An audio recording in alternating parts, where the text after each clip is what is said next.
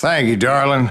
It's interesting how the truth can sometimes seem might malleable, depending upon your point of view.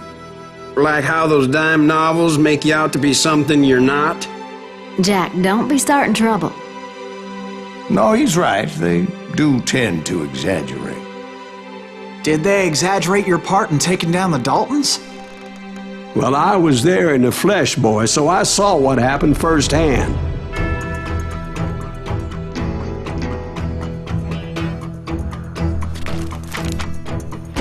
Those Daltons were lawmen once, before they all went bad, robbing banks and trains clear across the territory. Until Coffeeville, of course. I was one of the citizens who took up arms that day. Fighting on the side of right? I did my best, sir. We all did.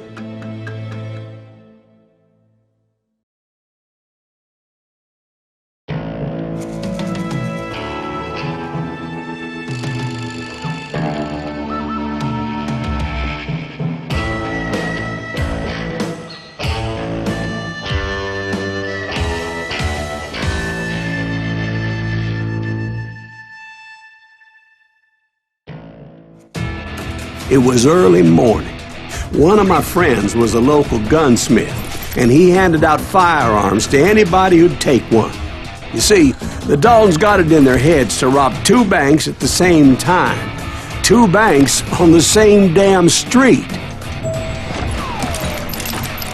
Story was Bob Dalton's girl was always riding him about how he had no ambition. Oh, you're nobody next to Jesse James, she'd say. Finally, the bastard took his brothers to Coffeeville just to shut her up. Right. It's always the woman's fault.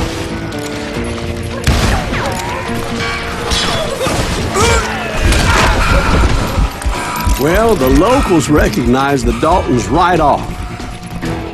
Before they could get away, half the town took up arms to defend their property. Their first mistake was pulling a job in their own damn hometown. The boys grew up in Coffeeville, so everybody knew him. The bank teller tricked them. The bank teller tricked them, telling them the time lock on the safe wouldn't open till 9:30. Well, that gave the locals enough time to prepare an ambush for those sons of bitches.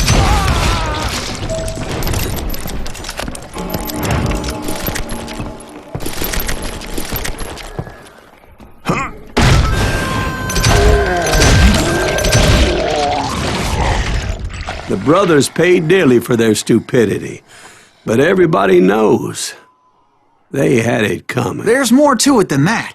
I read all about that day, so I know for a fact that it went down very differently.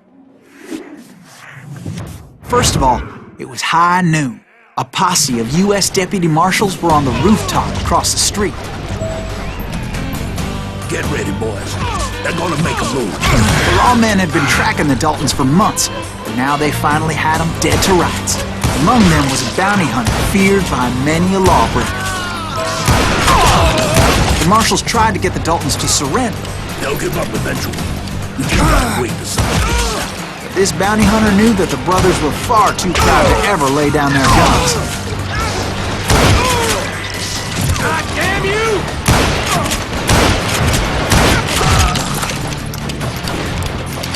He went in there alone to confront those criminals. One of the marshals shouted, "Where are you going? Are you crazy?" Hey, where do you think you're going, dumbass? That right was mine. But he paid him no mind. He saw a way to get around to the back of the bank. Then he figured out how to hit the Daltons from a direction they weren't expecting.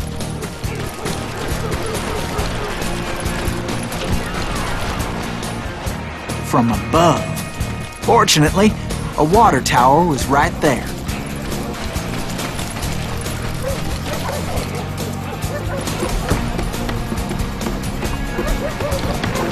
A moment later, he was climbing up a steep ladder, laughing at danger as he did.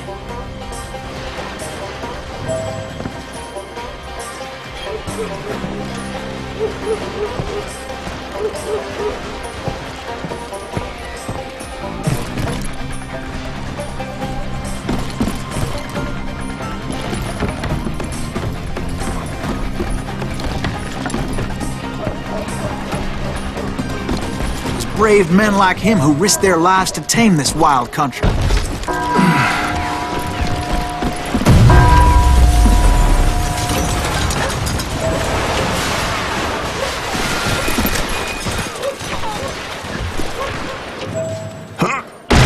We've got company!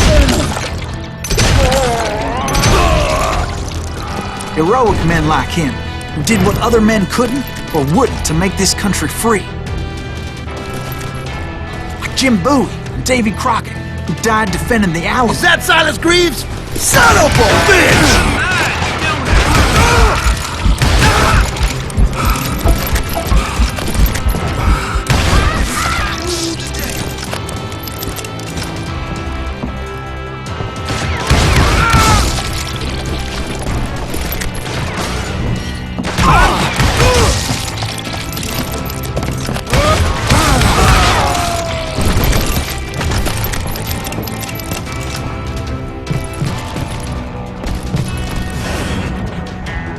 Over there!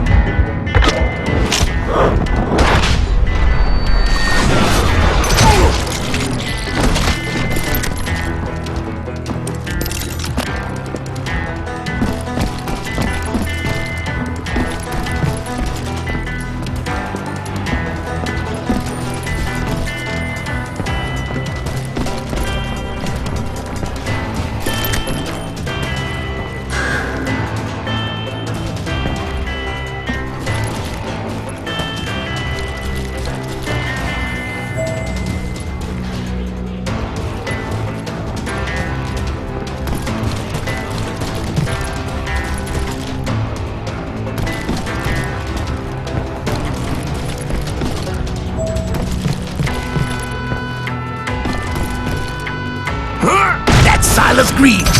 What the hell? Blam! Blam!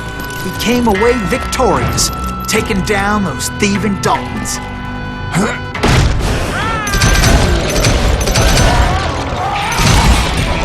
His name was Silas Greaves, and when the dust finally settled, he was the last man standing.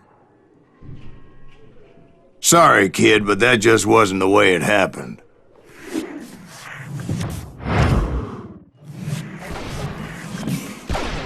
It was early evening, not high noon.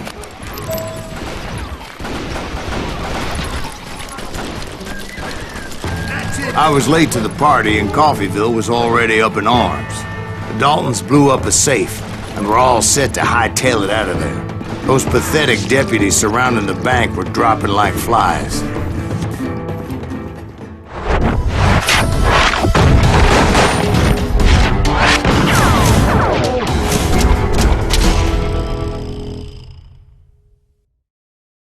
I had been tracking those jokers for months, waiting for them to do something reckless.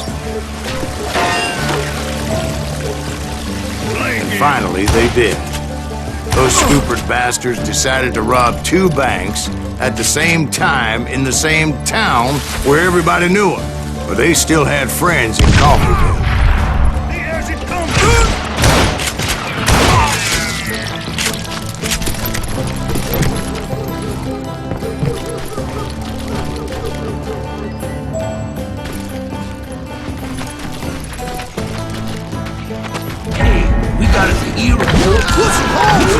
And those friends came after me like a pack of wild dogs, tooth and nail. They were coming at me from all directions.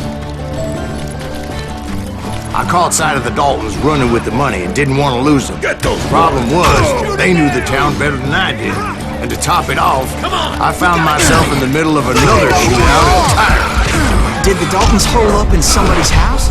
No, it was the Smiths, I believe. They were cousins of the Daltons. And they were shooting at the Browns, who were shooting at the Daltons. Which wasn't any surprise, because those 2 families have been feuding forever.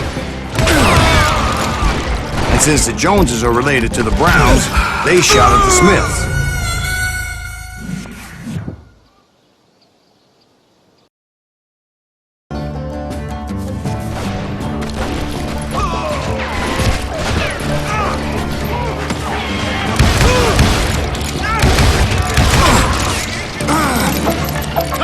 We gotta get out of here! Think they know who we are? They're And since the Joneses are related to the Browns, they shot at the Smiths, pissing off the Heimhoffers, whose daughter recently married a Smith. Well, bullets were flying every which way as all the old feuds in Kansas caught fire all at once. There was a hell of a lot of pissed off people in Coffeyville that day. But that's just the way life is sometimes. Shit happens.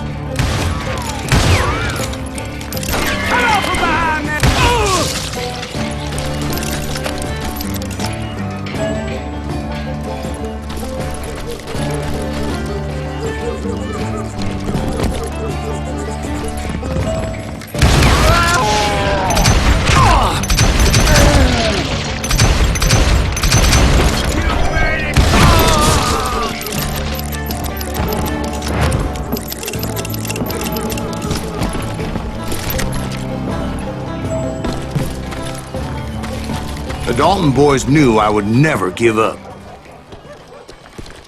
Those Daltons weren't the sharpest knives in the drawer, but they always stood together. They set a trap to slow me down and allow at least two of them to escape. The third brother stayed behind to plant me, just in case that trap of theirs didn't work.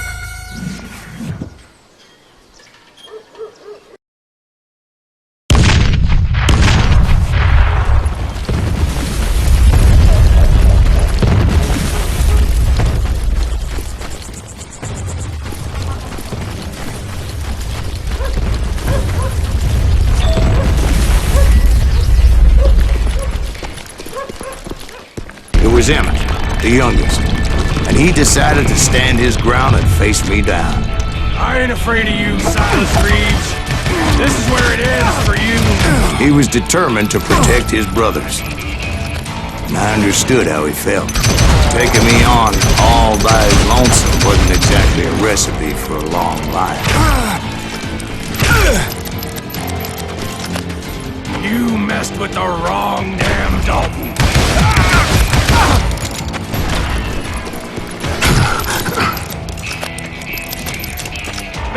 I'm gonna cut you in half!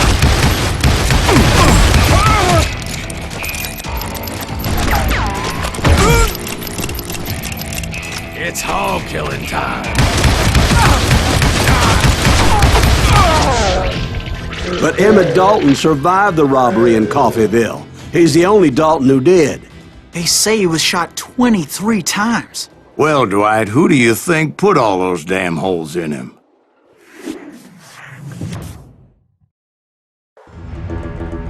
But I have to admit, that boy had grit.